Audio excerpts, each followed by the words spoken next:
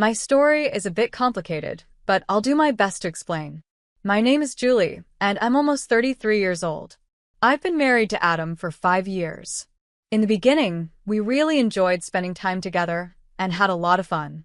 But as time went on, our relationship started to feel different. We settled into a routine that, while comfortable, felt repetitive and boring. They say sometimes couples can get too comfortable with each other, and I think that might have happened to us. Still, it was normal for us, and I thought we were doing fine. About a year ago, Adam's work got a lot busier, and he started going on business trips. Before this, he never traveled for work, so it was new to both of us. While he provided for us financially, and I also had a job, something felt off. Even when he was home, things didn't feel the same. Our conversations felt distant, and I couldn't shake the feeling that something was wrong. I told myself it was just the stress from work, but I still had my doubts. Our marriage looked like it was falling apart from the outside, but I didn't think it was that bad. To me, this was just how things were. Then one day, something strange happened. I came home from work to find Adam already there. He never usually got home before 11 p.m., but it was only 8 p.m. I was surprised to see him, and he welcomed me with a simple welcome home. That was unusual, so I asked why he was home so early. Adam explained that his father had been in an accident at work and was in the hospital. A car had hit his dad's car while running a red light. The accident left his dad paralyzed in both legs and one arm. Luckily, his life wasn't in danger, but he'd need a wheelchair from now on. This news was heartbreaking because Adam's dad loved outdoor activities like hiking and fishing. Now he would be dependent on a wheelchair and other people's help. Soon after, my mother-in-law shocked me by saying that she and Adam would be moving out, leaving me to take care of my father-in-law permanently. The real surprise came when I realized this meant she was supporting Adam's affair. They were planning to move in with his mistress, who also lived with Adam's father. They didn't seem to care about his father's needs, even though he now required constant care and attention. I was angry and hurt by their actions, but I couldn't imagine leaving my father-in-law alone to fend for himself. Then, something completely unexpected happened. My father-in-law, who I believed was bound to his wheelchair, suddenly stood up. I was shocked, having assumed he was unable to walk.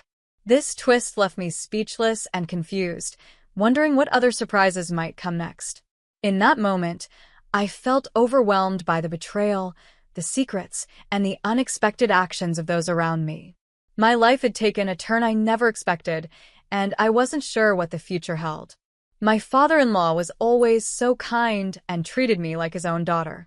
He was the type of person who would help anyone, and seeing him in a wheelchair after the accident broke my heart. He was hit by another car that ran a red light, and the accident left him unable to use both his legs and one arm. Knowing he would now rely on others for even the simplest tasks was painful, especially for a man who loved staying active. After the accident, Adam's mom called him to let him know what had happened. My husband, Adam, works for a different company than his father, so he couldn't leave right away to be with him. Adam felt frustrated that he couldn't be there to see his dad, and I was saddened, too. Such a kind man, now in a wheelchair, all because of an accident that wasn't his fault. But there was no time to dwell on it. When Adam looked at me, he said, "Julie, Mom has a favor to ask about Dad." I was curious and asked, "What does she need?"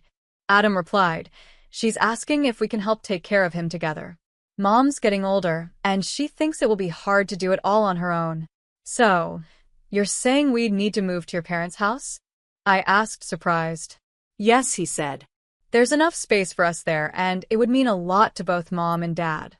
Is that okay with you?" I didn't know how to respond. I truly cared about my father-in-law, but taking on a role as a full-time caregiver was something I had never done before. The idea was overwhelming. Adam sensed my hesitation and held my hand, saying, "I know it's a big change and will be hard at first. But if we leave everything to Mom, she'll struggle, too." "Please, Julie. "I know we can do this if we work together."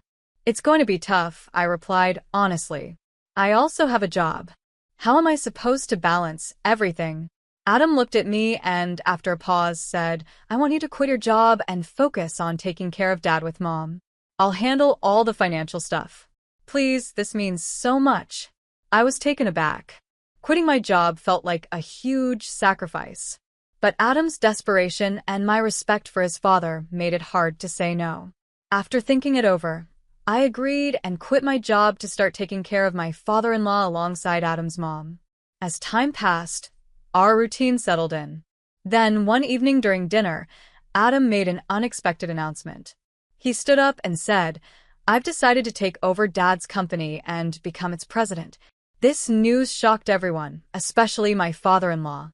He had never expected Adam, who had always avoided working in his father's business, to take on such a big responsibility. With tears in his eyes, my father-in-law looked at Adam and said, "Thank you, Adam. I was worried about the future of the company, but now I feel relieved." Adam looked at his father with determination and said, "I want to take care of it for you." In that moment, I saw how deeply Adam cared for his family and how much his father's well-being meant to him. Our lives had changed so much, and we all faced new challenges. But together, we were finding a way to make it work, no matter how tough things became. "Yes, I'll do my best as a son," Adam told his father, reassuring him. His father, now chairman of the company, said, "Please make sure it's a good place to work for everyone." Adam promised he would. Soon, Adam officially took over as president of his father's company, while his father-in-law, though technically retired, kept the chairman role. He left the day-to-day running of the company to Adam, but there was still plenty of work to be done. At first, I was proud of Adam. He was handling big responsibilities, and I knew this job was a big step for him. But within just 3 months, Adam started coming home very late, almost every night. I thought it was because he was still getting used to his role, but 3 months of constant late nights seemed a bit strange. Then, something else started bothering me. One night, I stayed up late, unable to sleep. When Adam finally came in, I noticed he had a strong smell of soap. That was unusual. I asked him about it, curious, but instead of explaining, he became defensive. He quickly said he was just working hard because taking over a business wasn't easy. Then he brushed me off, heading to bed without another word. I tried to ignore my feelings, but his reaction just made me more uneasy. Every time I tried to ask more, he would get irritated and snap at me. One evening, when I was exhausted after a long day, I tried to talk to him calmly. I didn't want to accuse him of anything. I was just curious about what was going on. But Adam seemed to take it the wrong way, accusing me of not appreciating his hard work. "I'm doing this for us, so we can have a better life," he said angrily. I tried to apologize, but he ignored me, went upstairs, and made noise as he moved around the room, clearly annoyed. He turned away and began scrolling on his phone, refusing to listen. The next day, I got an unexpected visit from my mother-in-law. She was angry and said Adam had told her about our argument. She accused me of doubting Adam just because he was working hard for me. I tried to explain that I was only curious, not accusing him of anything, but she wasn't interested in hearing it. She scolded me, saying I shouldn't make Adam uncomfortable, and left, dumping all the housework on me. It felt so unfair. My mother-in-law had always acted like we shared the chores, but in reality, I did everything, including caring for my father-in-law during the day. She would find reasons to go out, and only come back in the evening. My father-in-law, who spent most of his time in his room, didn't realize how often she was gone. She even warned me not to mention anything odd about her absence to him or Adam. Her attitude only added more tension to our home. Despite feeling frustrated, I kept quiet and carried on with the housework and caregiving. The days felt heavy, and it seemed like no one really appreciated what I was doing. I knew my mother-in-law didn't think much of me, but I had no choice but to continue, hoping things might eventually change. The main reason I was able to endure such a difficult life was because of my father-in-law. Every time I helped him, he would genuinely apologize. He would say, "Julie, I'm so sorry. You must hate taking care of an old man like me." I would always reply, "Don't worry about it. I see you as my real father. I'm happy to help." Hearing this, he would smile and say, "I'm so glad Adam married someone as kind as you, Julie. Despite all the trouble I've caused with my care, you're always so gentle and kind to me." "I'm lucky," I would respond. "I'm the lucky one to have such a caring father-in-law." His kindness and gratitude made it easier for me to keep going, even though my husband and mother-in-law's behavior made me feel uncomfortable and alone. My daily routine included helping my father-in-law settle in for the night and turning off the lights before heading to bed. One evening, after finishing up with my father-in-law, I returned to the living room and was surprised to find my husband, Adam, there with his mother. It was unusual for both of them to be around, and something felt off. My suspicions were confirmed when my mother-in-law dropped an unexpected bombshell. "Good timing, Julie," she said. "We need to talk. From now on, you'll be responsible for taking care of Scott for the rest of his life." I felt confused. "What do you mean?" I asked, trying to understand. But before I could fully grasp what was happening, Adam handed me divorce papers. "I have someone else," he said coldly. "We're leaving to live with her. You can handle the divorce papers on your own." I was stunned and devastated. As they packed their bags and ignored my tears, I sat alone in the silent living room, heartbroken. Tears streamed down my cheeks, and I felt completely lost. Suddenly, my father-in-law appeared in his wheelchair. "Julie, what's wrong?" "I heard some noise and came to check on you," he said, concerned. I struggled to find the words, my heart heavy with pain and confusion. After a moment, I shared everything that had happened. His expression grew serious, and I could see anger in his eyes. To my surprise, he then stood up, his voice suddenly strong and confident. "Let's fight back," he said firmly. I stared in shock, glancing at his legs. He apologized for keeping it a secret and revealed that he could actually walk.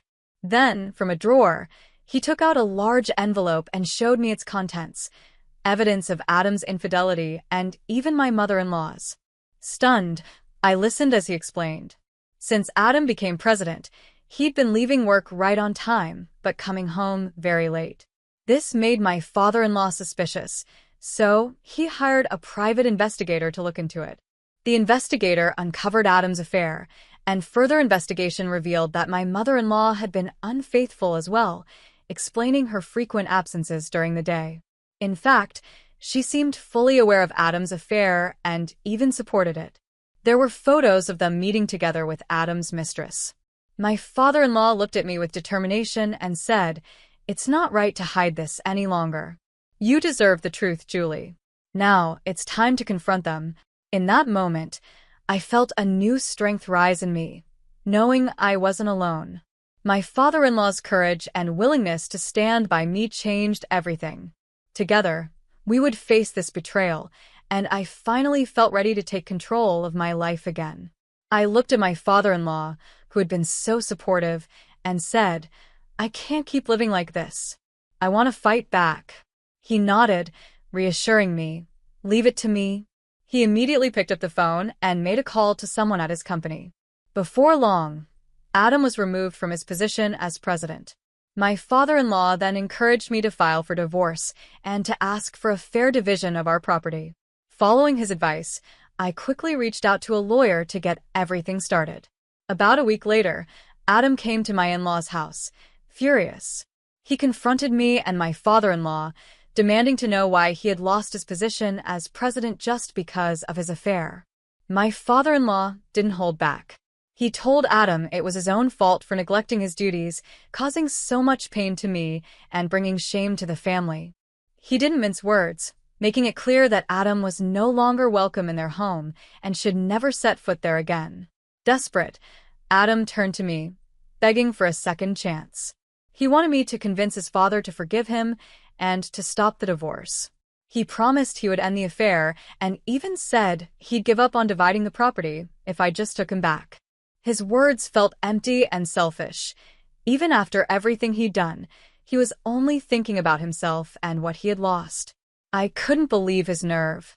"You want me to drop the divorce?" I asked, stunned. "Are you serious? I'm not going back to someone who betrayed me like you did. I'm done with you." Adam seemed shocked by my response, but I continued, Of course, I want this divorce.